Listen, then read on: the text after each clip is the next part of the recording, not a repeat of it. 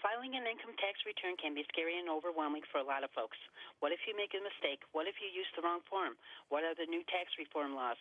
It's no surprise that 4 in 5 Americans say they want help when they file their taxes. Fortunately, there are resources available to take the stress out of filing and give you assurance that you've done it right. Joining us now to explain the new tax form laws and how they might affect returns this year and last-minute information before filing is financial expert Nicole Lapin. Nicole, how can we make sure we're properly prepared to file our taxes? Listen, Deb, I know that all of the paperwork can feel so overwhelming, and if you've procrastinated in getting all of it together, that's okay. You still have time to file your taxes, of course, but you got to get moving. So here's a quick checklist of what you need to gather right now. I think of it as the 3 I's: info, income, and investments. I love alliteration. It just keeps it easier. First, gather all of your personal info for yourself and for anyone you may be filing with or claiming as a dependent. The next thing you want to do is gather all of your forms like W-2s, 1099s, anything you received for student loans, mortgages, and medical expenses. Nicole, can you explain some of the tax reform laws that are in effect this year? Oh, absolutely. And I know we've been hearing the headlines. Don't feel overwhelmed by them.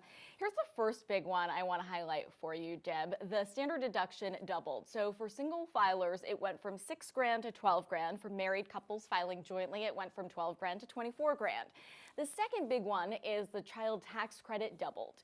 Parents can receive $2,000 in a tax credit for qualifying dependents, and up to $1,400 of that credit is actually refundable, which means you could get that amount in the form of a refund, which is great. The third thing is a brand new tax law gives filers a $500 tax credit for dependents over the age of 17 and up until 24. Nicole, what should we do if we know that we can't make the filing date? You know, I totally get that this is a personal decision. If you want to extend, it's an extension to file and not to pay.